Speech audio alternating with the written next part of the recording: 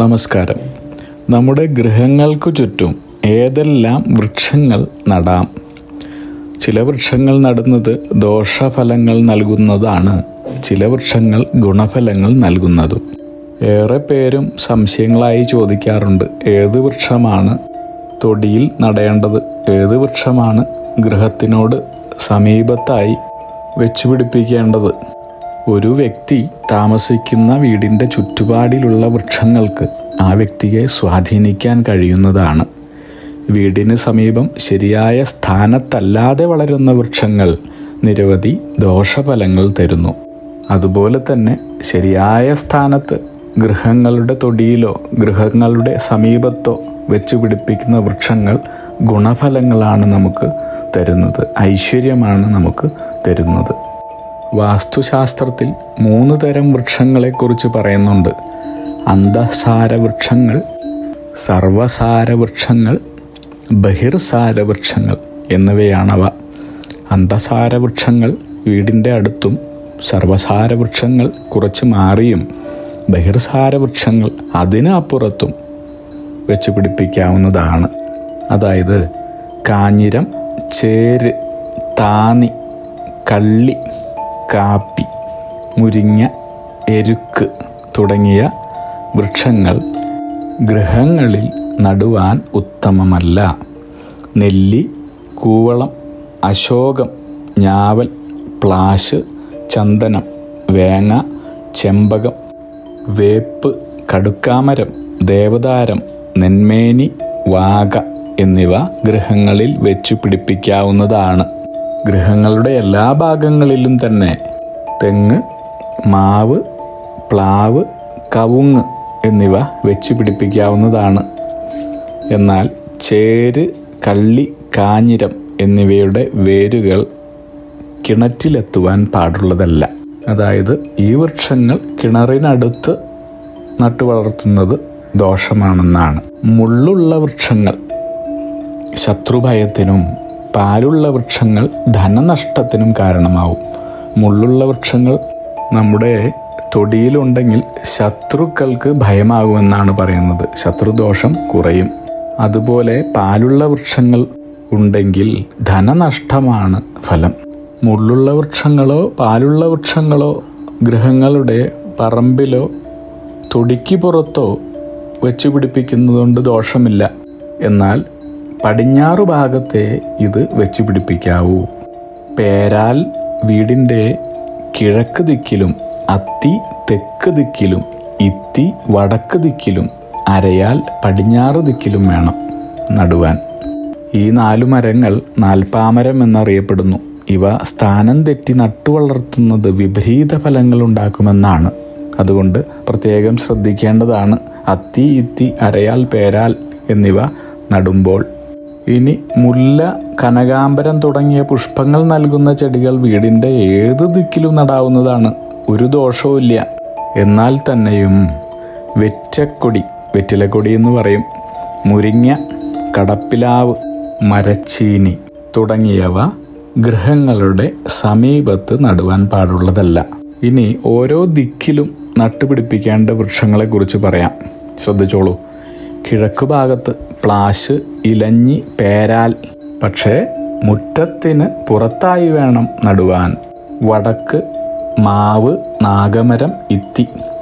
പടിഞ്ഞാറ് ഭാഗത്ത് അരയാൽ, പാല. മുള്ളുള്ള വൃക്ഷങ്ങൾ ഏതായാലും വിരോധമില്ല, തെങ്ങ്, ആഞ്ഞിലി. ഇനി തെക്ക് ഭാഗത്ത് കൂവളം, മല്ലി, തുളസി, കടുക്കാമരം. ഈ തെക്ക് ഭാഗത്ത് നട്ടു വളർത്താവുന്ന വൃക്ഷമായ കൂവളത്തിൽ മുള്ളുണ്ട്, പക്ഷേ അതൊരു പുണ്യവൃക്ഷമാണ്. ശിവന് ഏറ്റവും ഇഷ്ടപ്പെട്ട കൂവളത്തില നൽകുന്ന വൃക്ഷമായതുകൊണ്ട് തെക്ക് ഭാഗത്ത് അത് വയ്ക്കാം, വിരോധമില്ല. കൂവളത്തിൻ്റെ കൂടെ മല്ലി, തുളസി, കടുക്കാമരം എന്നിവയും നട്ടുപിടിപ്പിക്കാവുന്നതാണ്. ഗൃഹനിർമ്മാണങ്ങൾക്ക് ഉപയോഗിക്കുന്ന മരങ്ങളെക്കുറിച്ചും വാസ്തുശാസ്ത്രത്തിൽ വിവക്ഷിച്ചിട്ടുണ്ട്. കാലാവസ്ഥയെ പ്രതിരോധിക്കാനുള്ള കഴിവും ദീർഘകാലം കേടുകൂടാതിരിക്കാനുള്ള കഴിവും പരിഗണിച്ചാവണം ഇത്തരം വൃക്ഷങ്ങളെ ഉപയോഗിക്കേണ്ടത്. വേങ്ങ, തേക്ക്, ചന്ദനം, ദേവദാരു, പ്ലാവ്, മരുത്, എന്നിവ ഗൃഹനിർമ്മാണത്തിന് അത്യുത്തമങ്ങളായ വൃക്ഷങ്ങളാണ്. കടമ്പ്, നീർമരുത്, ഏഴിലമ്പാല, അമ്പഴം, കാഞ്ഞിരം, അരയാൽ, പേരാൽ, പുളി, അശോകം, പലകപ്പയ്യാനി, മുള്ളിലവ് തുടങ്ങിയവ വർജ്യവൃക്ഷങ്ങളാണ്. ഇവ ഗൃഹനിർമ്മാണത്തിനോ കെട്ടിട നിർമ്മാണത്തിനോ ഉപയോഗിക്കുന്നത് നിഷിദ്ധമാണ്. പോടുള്ളവയും മുള്ളുള്ളവയും ശ്മശാനം, ദേവാലയം എന്നിവിടങ്ങളിൽ സ്ഥിതി ചെയ്യുന്നതോ വളഞ്ഞിരിക്കുന്നതോ ശുഷ്കിച്ചതോ സർപ്പം, ഭൂതം എന്നിവ വസിക്കുന്നതുമായ വൃക്ഷങ്ങളെ പാടെ ഉപേക്ഷിക്കേണ്ടതാണ്. യാതൊരു വിധത്തിലുള്ള ഉപയോഗത്തിനും എടുക്കേണ്ടതില്ലെന്നർത്ഥം. ഇനി നേരെ നിവർന്നു നിൽക്കുന്നതും അകക്കാതലുള്ളതും ഉള്ളിൽ കാതലുള്ളത്, മഴ, കാറ്റ്, ചൂട് എന്നിവയെ സഹിക്കാൻ കെൽപ്പുള്ളതും ജലാശയത്തിനടുത്ത് നിൽക്കുന്നതും അതാത് സ്ഥലത്തിന് അനുയോജ്യവുമായ വൃക്ഷങ്ങളെ വേണം ഗൃഹനിർമ്മാണങ്ങൾക്കും കെട്ടിട നിർമ്മാണങ്ങൾക്കും ഉപയോഗിക്കുവാൻ. വൃക്ഷങ്ങൾ പൊതുവെ പുരുഷ, സ്ത്രീ, നപുംസക ഭേദങ്ങളോട് കൂടിയതാണ്. ചുവട് മുതൽ മുകളറ്റം വരെ വൃത്താകൃതിയിലുള്ളതും കനത്ത ശാഖകളോട് കൂടിയതുമാണ് പുരുഷവൃക്ഷം. ചുവട് തടിച്ച് മുകളിലേക്ക് കൂർത്തു വരുന്നത് സ്ത്രീവൃക്ഷം. അടിയും മുകളറ്റവും മെലിഞ്ഞ് നടുവിൽ തടിച്ചതാണ് നപുംസക വൃക്ഷം. ഇവയിൽ സ്ത്രീ പുരുഷ വൃക്ഷങ്ങൾ ഗൃഹനിർമ്മാണത്തിനോ കെട്ടിട നിർമ്മാണത്തിനോ ഉപയോഗിക്കാവുന്നതാണ്. എന്നാൽ നപുംസക വൃക്ഷം നിർമ്മാണ പ്രവൃത്തികൾക്ക് യോജിച്ചതല്ലാത്തതിനാൽ ഇവ വിറകായോ ഇന്ധനമായോ മറ്റോ ഉപയോഗിക്കാവുന്നതാണ്. നമുക്ക് പ്രകൃതിയിൽ ഒരുപാട് തിരഞ്ഞെടുപ്പുകൾ നടത്തുവാനുള്ള ഉറവിടങ്ങൾ പ്രകൃതി തന്നെ അനുഗ്രഹിച്ച് നൽകിയിട്ടുണ്ട്. അതിൽ നിന്നും നമുക്ക് ഇഷ്ടമായതും പ്രകൃതിയെ ദ്രോഹിക്കാത്തതും നിലനിൽക്കുന്നതും എളുപ്പത്തിൽ കേടുവരാത്തതുമായ പദാർത്ഥങ്ങളോ വൃക്ഷങ്ങളോ ഉപയോഗിച്ചുള്ള ഗൃഹനിർമ്മാണവും ജീവിത സന്ധാരണവും പ്രകൃതി നമുക്ക് അനുഗ്രഹവർഷം ചൊരിയുന്നതോടൊപ്പം തന്നെ സർവ്വവിധ രോഗപീഠകളിൽ നിന്നുള്ള മോചനവും സാധ്യമാക്കുന്നു. അഗ്നിഹോത്രികളുടെ ജീവിത നിയോഗ പ്രവചനങ്ങളിലൂടെ നിങ്ങളുടെ കർമ്മദോഷങ്ങൾ നീക്കുന്നതിനും ജീവിത വിജയം നേടുന്നതിനുമായി ഞങ്ങളുടെ ബിസിനസ് വാട്സപ്പ് നമ്പറിലോ മെയിലിലോ ബന്ധപ്പെടുക.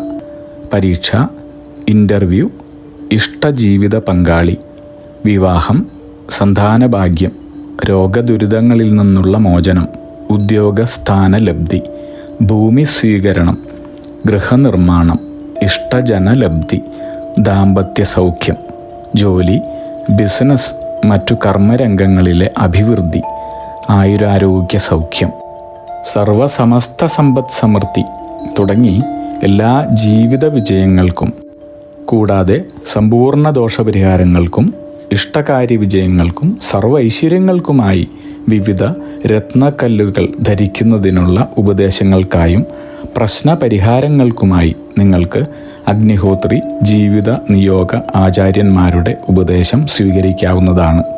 ഒരു കാര്യം പ്രത്യേകം ഓർക്കുക, നേരിട്ടുള്ള private consultation, online phone consultation എന്നിവയ്ക്ക് വാട്സപ്പിലൂടെയോ മെയിലിലൂടെയോ ഉള്ള മുൻകൂർ ബുക്കിംഗ് ആവശ്യമാണ്. ബിസിനസ് വാട്സപ്പ് നമ്പർ ശ്രദ്ധിച്ചോളൂ: 9846797971. Mail ID myniyogam@gmail.com. നിങ്ങളുടെ എല്ലാവിധത്തിലുമുള്ള പിതൃ, കർമ്മ, ഗ്രഹ, രാശി, നക്ഷത്ര ദോഷ നിവൃത്തികൾക്കും പരമമായ ജീവിത വിജയത്തിനും അവസാനത്തെ അത്താണി അഗ്നിഹോത്രി ജീവിത നിയോഗ ആചാര്യന്മാർ. അഗ്നിഹോത്രികളുടെ ജീവിത നിയോഗ പ്രവചനങ്ങൾ മനുഷ്യ നന്മയ്ക്ക്.